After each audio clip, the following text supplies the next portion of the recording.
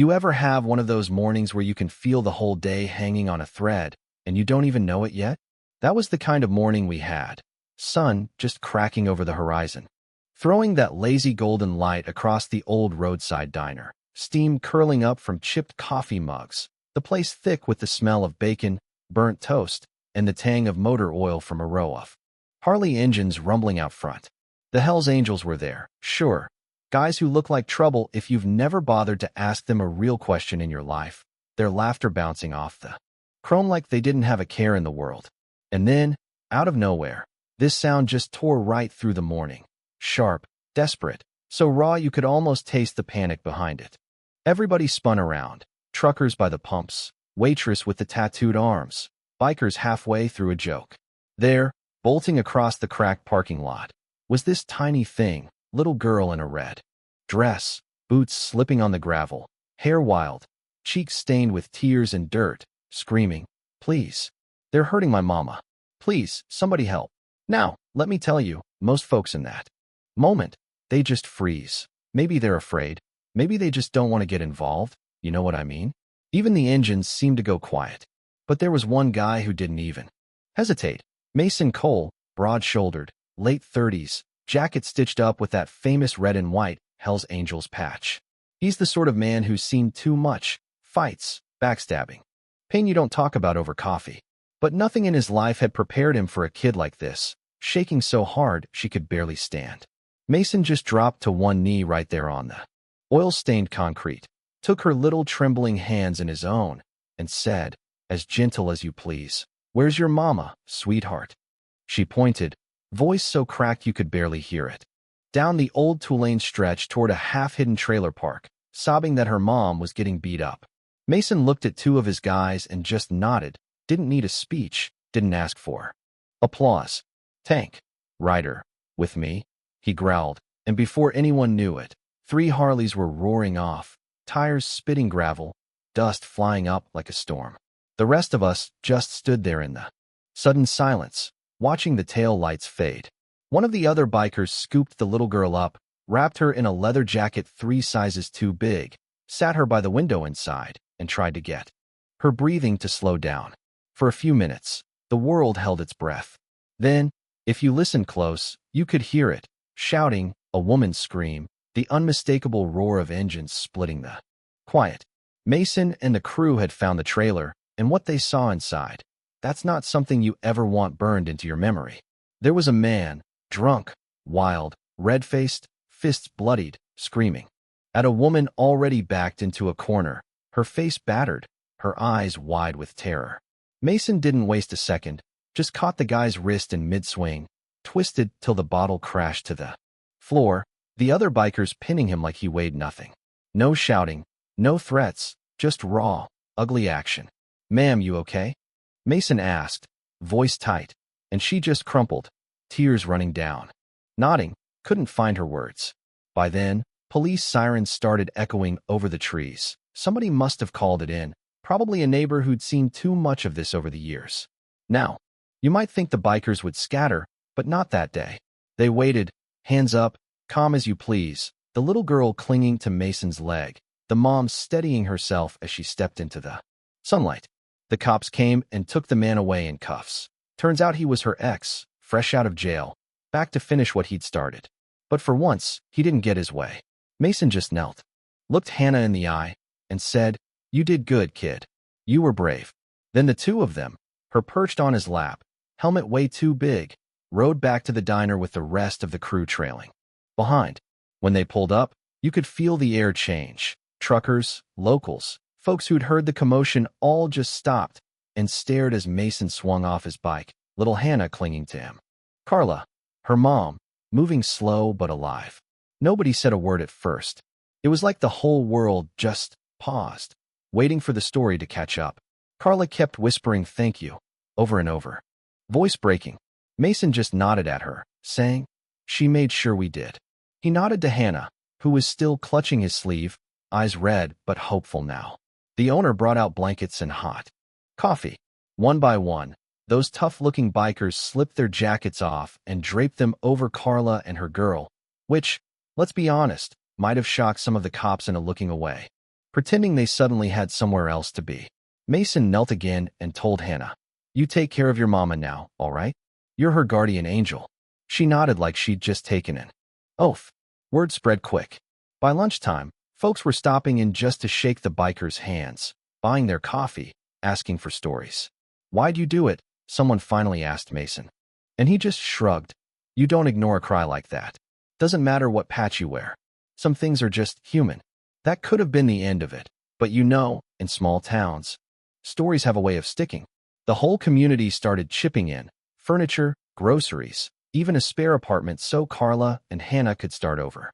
And every Sunday, the angels would show up, just to check in, bring a bag of groceries, drink coffee, let Hannah chatter away while her mom found her feet again. You want a twist? Here's one. Months later, frost gone, spring sun shining. Hannah comes running up to Mason outside the diner, holding a crayon drawing of a bunch of motorcycles, a little girl in red, a big man kneeling to help her. "This is us," she says, beaming. Mason just stands there, eyes a little misty, folds it up, and tucks it into his vest, right over his heart. "That's going with me wherever I ride, kid," he says. Yeah, that happened. So here's the thing. Maybe kindness isn't always loud, or pretty, or even safe, but it sticks with you. Sometimes, the people you think are the roughest turn out to have the biggest hearts. Makes you wonder, doesn't it? What would you have done if you were standing there that morning? Go ahead, drop your thoughts in the comments. Was justice served? Did the bikers go too far? Or did they do what anyone should? Like, share, and let's hear your stories about second chances and standing up when no one else will. Because if you ask me, that's what real community looks like. Messy, loud, sometimes a little bit dangerous, but never, ever indifferent. Days turned into weeks, and you could feel the subtle shift in the town, like something had cracked open and let light spill in. Carla and Hannah were slowly finding their rhythm again. Those scars don't vanish overnight. Mason and the bikers didn't just ride off and disappear. No, they became these quiet, constant presences.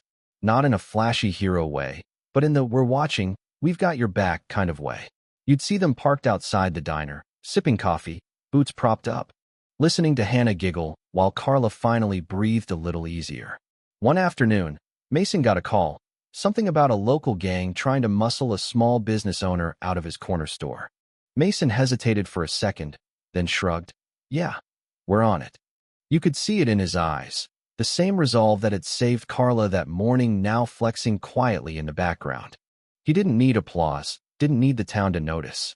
But a few of us who'd been there that first day knew. This man didn't just react to danger. He defined it on his terms. Meanwhile, Hannah had started going to the local school again. First day back, she held Carla's hand tight, eyes darting nervously at every stranger. But there was this flicker, this spark you notice in kids who've seen real fear and survived it. They grow faster, in the best kind of way. Mason had given her a small patch from his vest, a tiny red and white piece of cloth, and told her, "Keep this. Remember, courage isn't about being fearless, it's about standing up when it matters." She tucked it into her backpack and didn't look back. Then came the twist no one saw coming.